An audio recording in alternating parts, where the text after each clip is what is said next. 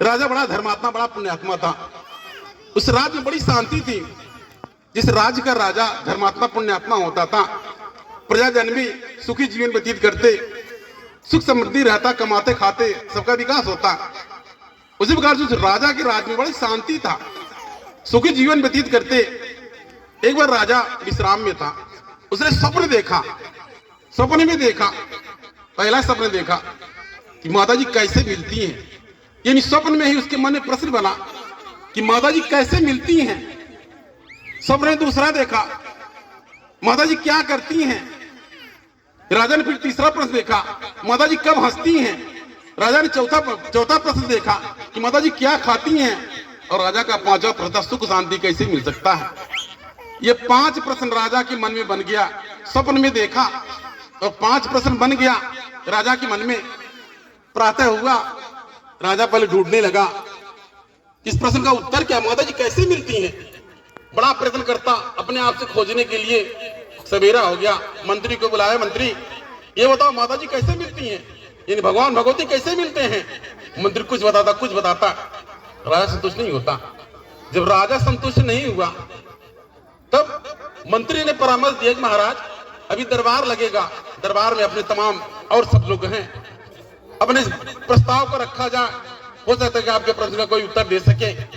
दरबार लगा, राजा ने सबसे पूछा कि माता जी कैसे मिलती हैं, इन भगवान भगवती माता जी कैसे मिलती हैं।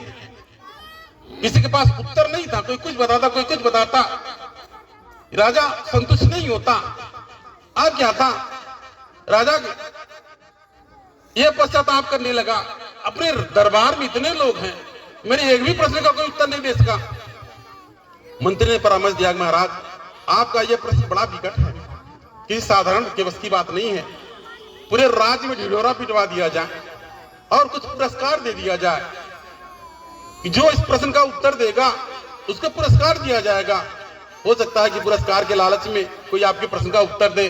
आपके राज्य तमाम संत महात्मा ज्ञानी ध्यानी जपी तपी हैं।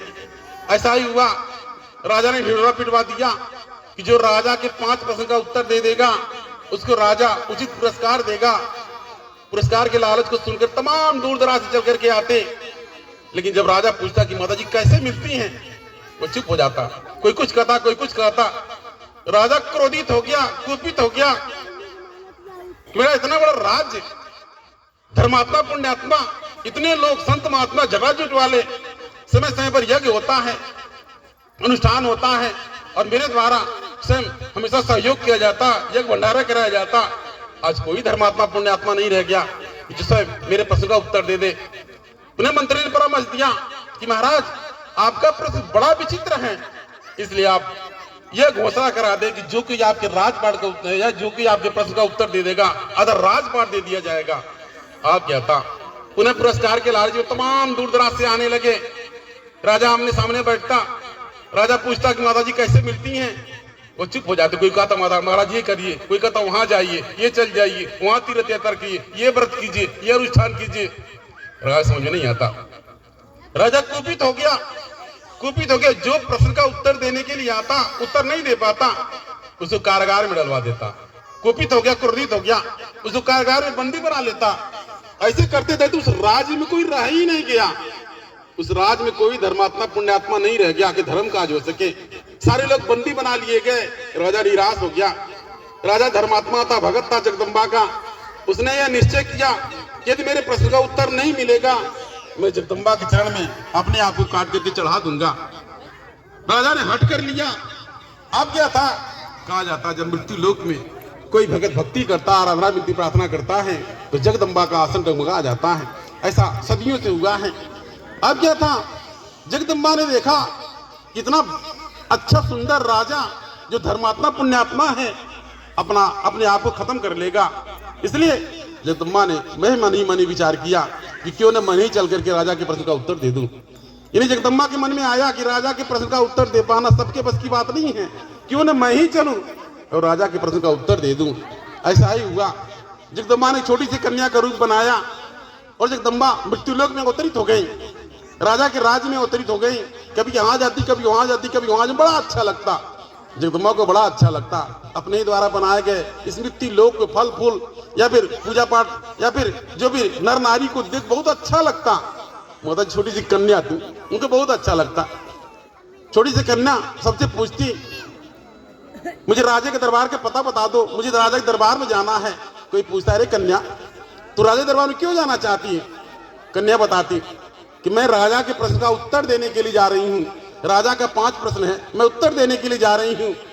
हर कोई अट्टहास करता, उपहास करता, उसको मूर्ख बनाता। अरे कन्या, यानी राजा के प्रश्न का उत्तर संत महात्मा ज्ञानी ध्यानी नहीं दे पाए, तुम क्या उत्तर दे पाओगे?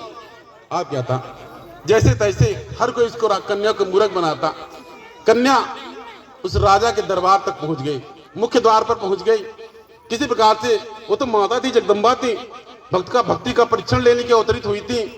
अब क्या था, जगदम्बा जब उसके द्वार पर पहुंच गई, सैनिक सिपाही का पहरा लगा हुआ था। कन्या ने कहा, भीतर अंदर जाना चाहा।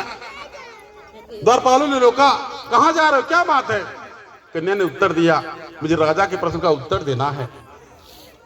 दोनों सैनिकों सिपाहियों ने उसको समझाया, अरे कन्या तो छोटी सी कन्या हो, यानी राजा बड़ा क्रूर निर्दयी हो गया है, जो उसके प्रश्न का उत्तर नहीं दे पा रहा है उसको बंदी बना ले रहा है, इसे तू चली जा, तुम्हारे माता पिता तुझे ढूंढेंगे। कन्या ने जिद किया, नहीं मुझे जाना है, राजा के प्रश्न का उत्तर देना है। जैसे तैसे कन्या उन द्वारपालों से बात करके अगले द्वार पर पहुंची जहां राजा का दरबार लगा था। राजा सिंहासन पर बैठा हुआ था, राजा का दरबार लगा था और कन्या भीतर आने के लिए जिद करने लगी। पुनः द्वारपालों ने रोका, कन्या तू कहां जा रही है, तुम्हारा क्या नाम है, कहां से आई हो? कभी कभी कन्या को देखकर के दी धक्का से हो जाता, जैसे लगता माता जी है, ऐसा लगता कि माता जी है। लेकिन बच्चा उन द्वारपालों को दया लग जाता कि छोटी सी कन्या है, अभी राजा के पास जाएगी, प्रश्न का उत्तर पूछेगा और राजा नहीं, ये कन्या नहीं बता पाएगी, राजा इसको बंदी बना लेगा। मेरी छोटी सी कन्या की भांति है। बड़ा समझाते बुझाते, लेकिन कन्या नहीं मानी। कन्या के मुझे राजा के प्रश्न का उत्तर देना है, मुझे राजा के दरबार में जाने दो। राजा अपने आसन से देखा, कोई कन्या मुझसे मिलना चाहती है। राजा ने आदेश दिया कि कन्या को आने दिया जाए। कन्या राजा के समक्ष पहुंची। इसके तत्पश्चात राजा एक टक उसको निहारते रह गया। कन्या की सूरत को देख करके, सकल सूरत को देख लगा था माता जी हैं। उसका जी धक्के से हो जाता कि माता जी हैं, लग रहा माता जी मेरे दरबार में चल करके आई हैं। अब क्या था, वो तो राजा था। अब राजा ने एक टक उसको निहारा और देख कर पूछे, कन्या तू कौन है, कहां से आई है, तुम्हारा नाम क्या है, तुम्हारे माता पिता कौन है? कन्या ने टबाक से उत्तर दिया, महाराज मैं एक छोटी सी कन्या हूं और आपके 5 प्रश्न का उत्तर देने के लिए आई हूं। राजा अवाक रह गया, अरे बड़ी निर्भीकता से मुझे उत्तर दे रही है। इसके तपस्या राजा पूछा, चलो कन्या मेरे प्रश्न का उत्तर दो, माता जी कैसे मिलती हैं? कन्या ने उत्तर दिया, अरे महाराज पहले मैं एक छोटी सी कन्या हूं और दूर से चल करके आई हूं, थक गई हूं, थोड़ा सोचता लूं, कुछ खा लूं और तब आपके प्रश्न का उत्तर दूंगी। राजा को बोले, हाँ चलो ठीक है। राजा को बोला, चलो ठीक है। राजा ने आदेश दिया, एक छोटा सा आसन आ गया, कन्या बगल में बैठ गई और सुस्ताने लगी। राजा को लगा कभी मेरे प्रश्न का उत्तर देगी कि माता जी कैसे मिलती हैं। थोड़ी देर बीता, पुनः राजा ने कहा, अरे कन्या अब तू सुस्ता ली, मेरे प्रश्न का उत्तर दो, माता जी कैसे मिलती हैं? कन्या ने कहा, महाराज मैं छोटी सी कन्या दूर चल के आई हूं, भूख लग गई है, मुझे भूख लगी है, मुझे कुछ खाने को दिया जाए और तब मैं आपके प्रश्न का उत्तर दूंगी। राजा को भी लगा कि छोटी सी कन्या पता नहीं कब से घर से चली है, जिसको भूख लगा होगा। राजा ने पूछा, कन्या तुझे भोजन में क्या चाहिए? करेगा, महाराज मुझे 1 गिलास दूध चाहिए, 1 गिलास दूध चाहिए। राजा ने आदेश दिया, 1 गिलास दूध आ गया। अब क्या था, अब कन्या उस दूध के पीने के बजाय एक गिलास लेकर के एक तरीके एक से निहारने लगी। काफी देर व्यतीत होगा, राजा को लगा कन्या भी दूध पी लेगी और तब मेरे प्रश्न का उत्तर देगी। लेकिन कन्या ने दूध नहीं पिया, काफी देर तक उसी प्रकार से निहारती रही। राजा थोड़ी देर प्रतीक्षा किया, उसके मन में ये तो मूढ़मती कन्या, ये मेरे प्रश्न का उत्तर क्या देगी? राजा ने कहा, कन्या मेरे प्रश्न का उत्तर दो, जल्दी दूध पी लो और मेरे प्रश्न का उत्तर दो। कन्या कुछ नहीं बोली। राजा कई बार कहा, राजा को लगा ये मेरा समय व्यर्थ कर रही है, अनायास मेरा समय व्यर्थ कर रही है, ये कुछ मेरे प्रश्न का उत्तर नहीं दे पाएगी। कन्या ने यानी कुछ नहीं बोला, एक टक से निहारती रही। राजा को लगा कुछ गिलास में कुछ पड़ गया है, एक टक से कन्या निहार रही है। राजा ने कड़क सर में कहा, कन्या जल्दी दूध पी ले और मेरे प्रश्न का उत्तर दे। कन्या को लगा कि राजा अब क्रोधित हो गया है और उस गिलास के दूध को उंगली से फेंटने लगी। एक तक फेंटने लगी, फिर भी राजा को लगा भी कन्या दूध पी लेगी और मेरे प्रश्न का उत्तर देगी। अब क्या था, काफी देर व्यतीत हो गया, राजा को लगा कि मुझे मूर्ख बना रही है। अब बार बार राजा ने कहा मेरे प्रश्न का उत्तर दो, लेकिन कन्या ने कुछ नहीं बोला। राजा ने कड़क स्वर में कहा, यानी एक कन्या तुझे दूध पीना है तो दूध पी ले, तू चलती बन, मैं नहीं सुनना तेरे प्रश्न का उत्तर। कन्या को लगा कि अब ये राजा अगर मुझे अपने दरबार से निकलवा देगा, मैं उत्तर नहीं दे पाऊंगा। तो माता जी जगदम्बा थी, भक्तों का परीक्षण लेने के लिए आई थी। आज क्या था, अब राजा ने कड़क स्वर में कहा, एक कन्या तू क्या कर रही है? कन्या ने बड़े विनम्रता से कहा, महाराज मैं इस दूध में क्रीम ढूंढ रही हूं, मक्खन ढूंढ रही हूं। कन्या ने कहा, नहीं। राजा ने कहा, अरे गुणमती कन्या तुझे नहीं पता, दूध से मक्खन निकालने के लिए उसको गर्म करना पड़ेगा, उसका दही जमाना पड़ेगा, उसका ऊपर वाला भाग निकाल कर मथानी से मथना पड़ेगा और तब ना मक्खन निकलेगा। कन्या ने कहा, बस राजन, हमने आपके प्रश्न का उत्तर दे दिया। जिस प्रकार से दूध से मक्खन निकालने के लिए कितना जतन करना पड़ेगा, फिर इसको गर्म करना पड़ेगा, दही जमाना पड़ेगा, ऊपर वाला भाग मथानी से मथना पड़ेगा, पानी डालना पड़ेगा, तब जब निकलेगा। जब दूध से मक्खन निकाले इतना जतन करना पड़ेगा। तू तो माता जी को ढूंढ रहा है, भगवान भगवती को माता की जुड़ा, माता जी कैसे मिलती? जा जगदम्बा की भक्ति कर, उनके तपस्या में लग जा, मोह माया का त्याग कर। इस सोने चांदी के सिंहासन पर बैठ करके, ये मुकुट पर पहन करके मोह माया तो माता जी को प्राप्त नहीं कर सकता। जाओ मोह माया का त्याग कर, जगदम्बा की भक्ति में लग जा, माता जी तुझे प्राप्त हो जाएंगी। बोल राजन, मेरे पहले प्रश्न के उत्तर से तू संतुष्ट है? राजा बोले, हाँ सही है, मैं यही बात मुझे कोई नहीं समझा पाया। इतने लोग आए, कोई कहता ये कीजिए, वहां चले जाइए, यहाँ चले जाइए, लेकिन जब तक हम मोह माया से परे नहीं होंगे, इन सोने चांदी इनसे जब तक हमारा मन मुक्त नहीं होगा, लालच से, क्रोध से, काम क्रोध मोह लोभ ईर्ष्या से जब तक मन मुक्त नहीं होगा, तो भगवान भगवती का दर्शन कैसे मिलेगा? राजा को सहजता हो, सही में कन्या ने समझा दिया।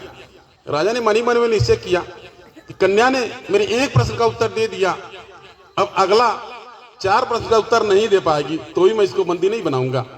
कन्या ने पूछा, बोल राजन, मेरे पहले प्रश्न के उत्तर तू संतुष्ट है?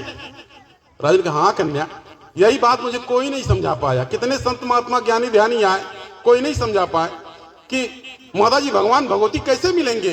तुमने समझा दिया, सचमुच में मुझे भक्ति करना होगा, आराधना करना होगा, त्याग तपस्या करना, तब जाकर के माता जगदम्बा मिलेंगे। तब जब कन्या ने कहा कि राजन आपका दूसरा प्रश्न क्या है? अब क्या था, राजा पहले कड़क था, तो ऐसा विनम्र हो गया। हाँ कन्या, मेरा दूसरा प्रश्न यह है कि माता जी क्या करती हैं? राजा का दूसरा प्रश्न था कि माता जी क्या करती हैं। अब क्या था, कन्या ने कहा, महाराज आपके इस प्रश्न का उत्तर देने के लिए कुछ देर के लिए आपके सिंहासन और मुकुट की आवश्यकता है। मैं आपके इस प्रश्न को, इसका उत्तर मुकुट पहन करके सिंहासन पर बैठ करके दूंगी। राजा राजा था, धर्मात्मा था। यानी कन्या ने कहा कि महाराज इस प्रश्न का उत्तर पाने के लिए मुझे आपके सिंहासन पर बैठना होगा और आपका मुकुट की आवश्यकता, मैं आपको मुकुट लगाना होगा। राजा राजा था, ज्ञानवान था, मुझे कहा चलो ठीक है। आप क्या,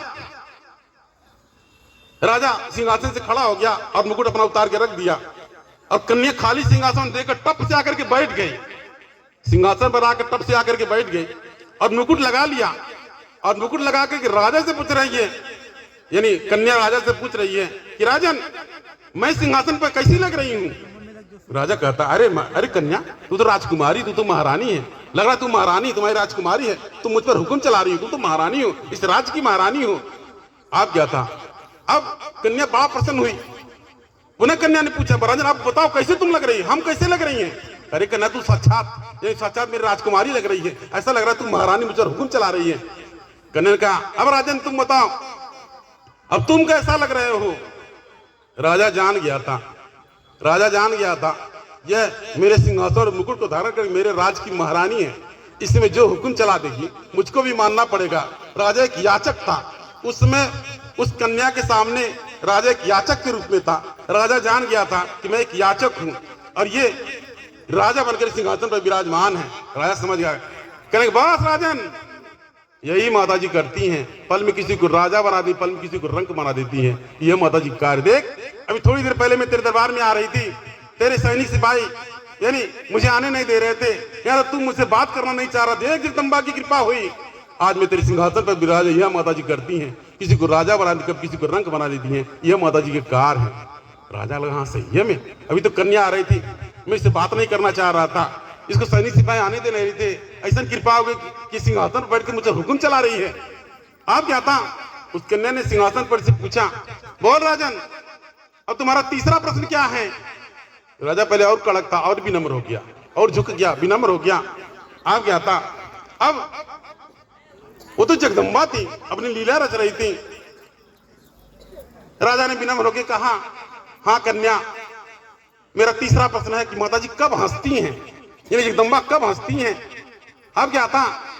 कन्या ने टपाक से उत्तर दिया, हाँ राजन, जब भाई भाई के बंटवारे में कोई तीसरा फरियाने के लिए आ जाता है, बांट बखरा लगाने के लिए आ जाता है, वही जगदम्बा हंस पड़ती हैं। जब एक भाई होकर भाई का हित नहीं होता तो तीसरे का क्या हित होगा?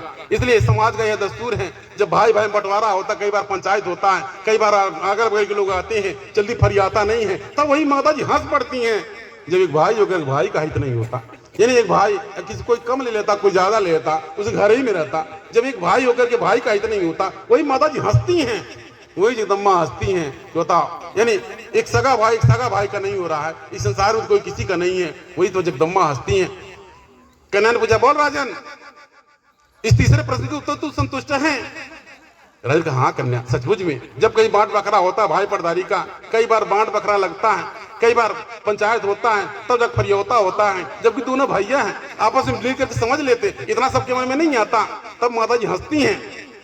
पुनः राजा ने विचार किया, कन्या ने मेरे 3 प्रश्न का उत्तर दे दिया, अब यदि 2 प्रश्न का उत्तर नहीं दे पाओगी तब भी यानी मैं इसको बंदी नहीं बनाऊंगा। कन्या ने पूछा, बोल राजन अब तुम्हारा चौथा प्रश्न क्या है?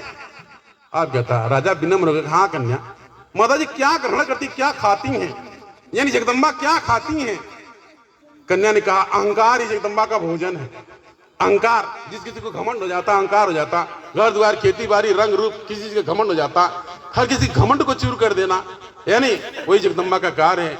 सचमुच में अब किसी को रंग रूप का घमंड हो जा, हम बहुत सुंदर हैं, क्योंकि कोई बीमारी हो जाएगा, गल के बेकार हो जाएगा, क्योंकि अपने बिटिया बेटा घमंड हो जाए, कोई नालायक निकल जाएगा, वही घमंड चूर हो जाएगा, यानी कोई नालायक कितनों खेती बाड़ी घर द्वार बेची खत्म कर देगा, यानी घमंड से घमंड नहीं करना चाहिए। करे का, बोल राजन तू मेरे चौथे प्रश्न तू संतुष्ट है? राजन कहा, हाँ कन्या। अब कन्या ने कहा, मेरा यानी बताओ तुम्हारा 5वां प्रश्न क्या है? राजा बड़ा विनम्र होकर झुक करके विनम्र होकर कहा, हाँ कन्या, मेरा 5वां प्रश्न है कि सुख शांति कैसे प्राप्त हो सकता है? कन्या कहा, चलो ठीक है। कन्या ने इशारा किया, चट सैनिक सिपाही आए और आदेश दिया, इस राजा के तख्तो ताज को, मुकुट को, सिंहासन को ले जाओ किसी गंदे नाली कूड़े कर में फेंक आओ। राजा ने कन्या ने हुक्म दिया, इस सिंहासन को, तख्तो ताज को ले आकर किसी गंदे नाली कूड़े कर में फेंक आओ।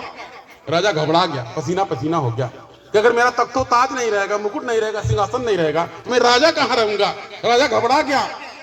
कन्या ने कहा, बस राजन, यदि सुख शांति चाहता है तो संतोष कर, संतोष से बड़ा और धन कुछ नहीं है। मैंने तेरे 4 प्रश्न का उत्तर दिया और ये तेरा 5वां प्रश्न का उत्तर था। अगर तुझे संतोष होता तो ये विचार करता कि हो सकता है ये मेरे 5वें प्रश्न का उत्तर हो, तुझे संतोष नहीं है, इसलिए संतोष कर, संतोष से बड़ा और कोई धन नहीं है, इसलिए सुख शांति पाना चाहता है तो संतोष कर। अगर जब तक तुम्हारे जीवन में संतोष नहीं रहेगा, सुख समृद्धि नहीं आएगा। राजा एकदम स्पष्ट हो गया, ये जगदम्बा है, और माता जी को भी लग गया ये राजा मुझे पहचान गया है। आप क्या था, राजा को समझ में आ गया कन्या माता है, माता के रूप में मेरे प्रश्न का उत्तर देने के लिए आई है। वो जो चाहता कि माता का चरण स्पर्श कर ले, माथा पटक ले, पश्चाताप कर ले, अनायास हम इतना तर्क वितर्क किए, जगदम्बा उसे अंतर्ध्यान हो गई, अंतर्ध्यान हो गई। राजा पश्चाताप करने लगा, कहने जगदम्बा से अनायास इतना नोक झोंक किया, अनायास में आकाशवाणी हुआ, तेरे भाग्य में इतना ही था। तो मेरे कहने का तात्पर्य था, आप भी अगर दुखी हैं, इन्हें जाने की दुखवा ऐसा लगा रहेगा। आप गरीब है, परेशान है, घर में खैलिक नहीं है, घर द्वार नहीं है, कोई रोजी रोजगार नहीं है, आप इन्हें जाने का ऐसा लगा रहेगा। कभी कृपा हो सकती है, राजा से रंक बनाना माता जी का कार्य, यानी राय से पर्वत करना जगदम्बा कार्य, से अंधे को नैन कोड़ी काया, निधन को माया, मूर्ख को ज्ञान देना जगदम्बा का कार्य है। आज सचमुच ये पिछड़वा दरबार में यथार्थ है जो कहा जाता मेरे मानव शरीर के माध्यम से भ्रमण करके आप भक्तों को मार्गदर्शन किया जाता, समझाया जाता। तमाम दूर दराज से भगत, दुखी परेशान भगत आते हैं, उनको मार्गदर्शन मिलता है। किसी के पास स्पर्श कर दे शक्ति जागृत हो जाती है, उनके घर के देवी देवता, कुल देवी देवता या किसी प्रकार से उनकी शक्ति जागृति हो जाती है। आज वो ठीक ठाक से अपने क्रियाकलाप पे लगते हैं और देख कृपा का कल्याण होता है। तो कहा भगत परिवार के यहाँ आगमन हुआ, बड़ी कृपा है। भगत काफी दिन दरबार से लगा था, काफी दिन के पहले मेरा इस गाँव में आगमन हुआ था, यानी इसके पूर्व मेरा आगमन हुआ था। कितने भगत लगे, कितने भगत जुड़ गए, कितने भगत छोड़ गए, यानी अपनी श्रद्धा जब तक जिसका जहां तक भाग्य कर्म था दरबार से जुड़ा रहा है। अब भी नहीं विचलित होइए। आप पहले से भी अगर जय माता दी का नाम लिए थे, आप ही नहीं डराइए कि माता जी के गले से हमारी देवी देवता शक्तियां खत्म हो, जागृति हो जाएगा। आपके देवी देवता की शक्ति जागृति हो जाएगी, खुदे रक्षा करेंगे। या आपके घर के देवी देवता इतना शक्ति मिल जाएगा, आप खुदे यानी खुदे उनको शक्ति मिल जाएगा, यानी आपके घर परिवार कुटुंब पर खुदे रक्षा कर लेंगे। यानी कोई भी देवी देवता किसी प्रकार से आप पूछते हैं, आपको डरने की आवश्यकता नहीं कि आपकी देवी देवता की शक्ति खत्म हो जाएगी, शक्ति जागृति हो जाएगी, कल्याण करेंगे, रक्षा करेंगे। यदि कुछ कमी होगा बताएंगे, कल्याण करेंगे, रक्षा होगा, ऐसा। इसलिए आप उसी भाव से लग जाइए ताकि जगदम्बा की दया कृपा हो। रविवार, मंगलवार, शुक्रवार को पचड़वा में दरबार लगता है। आप दरबार में जाएं, हाजिर लगाएं, यानी भैया जी के मोबाइल नंबर पर यानी संपर्क करें, या फिर यहाँ पर यानी अक्षत पुष्प का प्रसाद मिलता है, उस अक्षत पुष्प के प्रसाद को लें। रक्षा बनाने से माता जी रक्षा करती हैं। अक्षत का प्रसाद माता जी का वरदान है। आज जो भगत दरबार से लगते हैं, आज इस महत्ता को जानते हैं, दया कृपा होती, कल्याण होता है। ये कहते पश्चात आप भक्तजन के विदित हो, पचड़वा दरबार में अनवरत कार्यक्रम चलते रहते हैं। अभी कार्तिक पूर्णिमा में माता राजलक्ष्मी चल करके आई। आपको जानकारी होगा, पहले माता जी मुझे माता जी कहा जाता, यानी माता जी मेरे मानव सेवी को शादी इस बार यानी यात्रा गया था मैहर, चित्रकूट इत्यादि होते हुए। चित्रकूट में माता राजलक्ष्मी काफी दिन से प्रतीक्षा कर रही थी। मेरा आगमन हुआ अकस्मात, उस पहाड़ों के बीच में मेरा मानव सिर पर आगमन हो गया। लेकिन पश्चात पटक झटक करके माता जी आ गई, वो दरबार में आई। वर्षों से जगदम्बा ने घोर परीक्षण लिया, दरबार के परिवार का तमाम भक्तों का परीक्षण लिया। हमारे तमाम भगत परीक्षण से विचलित भी हो गए। दरबार में ऐसी स्थिति परिस्थितियां, ऐसा माता जी ने परीक्षा लिया, घोर परीक्षण लिया, जैसा 2003 में लिया था, इस जगह परीक्षण लिया। माता राजलक्ष्मी प्रसन्न हुई, दरबार में स्थापित हुई और पीढ़ी दर पीढ़ी माता राजलक्ष्मी निवास करने के लिए वचन दिया। कार्तिक पूर्णिमा में नहान के दिन माता जी को स्थापित किया गया। जगदम्बा यानी महामाया का ऐसी माया, इसे वचन दिया, वरदान दिया। लेकिन पश्चात किसी राजा का राज बिगाड़ करके माता जी प्रतीक्षा कर रही थी, आज दरबार में स्थापित हो गई। जो भगत दरबार से जुड़ेंगे लगेंगे, उनको जगदम्बा की माता की राजलक्ष्मी कृपा होगी। लेकिन पश्चात पचड़वा दरबार का अगला कार्यक्रम दरबार में यानी एक डॉक्टर, जगदम्बा ने डॉक्टर प्रदान किया। हमारा देखा गया, गांव में भ्रमण करके देखा गया, तमाम गरीब लोग यानी दवाई के बिना कितने परेशान रहते हैं। कोई इलाज करने वाला, कोई देखने वाला नहीं रहता, पैसा बिना का इलाज नहीं पाता। इसलिए मेरा एक ध्यान था दरबार में निःशुल्क चिकित्सा बने, दरबार में एक डॉक्टर हो। हमारे शरीर के बंधन से जगदम्बा ने एक पुत्र दिया, वो डॉक्टर हैं। आपके भाई डॉक्टर बनकर के यार, उनको 7 जनवरी को उनका जन्मोत्सव मनाया जाता है। आप भी दरबार से जुड़े, उस जन्मोत्सव में जो भंडारे का कार्यक्रम है, ये कार्यक्रम दिन में संपन्न होता है। आप दरबार में सम्मिलित हो, जुड़िए, आप दया कृपा होगा। ये तो बस दरबार से बस यात्रा जा रही है। बस यात्रा दरबार में यानी कन्याकुमारी इत्यादि कई स्थानों पर अगर आप भी चलना चाहते हैं, दरबार के आयोजक मंडल संपर्क करके चल सकते हैं और दया कृपा के भागीदार हो सकते हैं। लेकिन पश्चात पचड़वा दरबार में शिव बड़ा धूमधाम से मनाया जाता है। शिवरात्रि के दिन धूमधाम से शिव बारात निकलता है। बकायदा जिस प्रकार से अब कन्या बालक के ब्याह करते हैं, उस प्रकार से धूमधाम से शिव बारात निकलता है, शिव विवाह होता है। आप उसी विवाह में सम्मिलित होइए, आप दया कृपा के पात्र बनिए, आपका कल्याण हो जाएगा, आप घर सिद्धि आएगा। जिस प्रकार से भगत ने आगमन कराया, बड़ी कृपा है। जहाँ पर कृपा मात की हुई, ता पर कृपा करूँ सब कोई। आज जगदम्बा की कृपा है, भगत परिवार का बारी फुलवारी बना हुआ है, कमा कारा आगे बढ़ा विकास है। यह महामाया की माया है। आप भी दरबार से जुड़िए, आप पर भी कृपा होगी, दया होगी, कल्याण होगा, आप घर सिद्धि आएगा। आज भगत परिवार ने आगमन कराया, जगदम्बा का 9 देवियों का आगमन कराया। यह महामाया की माया, आप भक्तजन इन खुशहाल हैं, ये घर परिवार खुशहाल हैं, आप भक्तों के घर परिवार खुशहाल हैं। अगर कोई दुख दरिद्रता, कोई नकारात्मक ऊर्जा, कोई भूत प्रेत जादू टोना टोटका किसी ने करा दिया, आपका घर परिवार मुक्त हो जाए, घर परिवार सुख समृद्धि आए, ये गांव नगर हमेशा खुशहाल है, ये घर परिवार हमेशा खुशहाल है, ऐसी मेरी इच्छा है। इस अपनी बाड़ी की जय माता दी।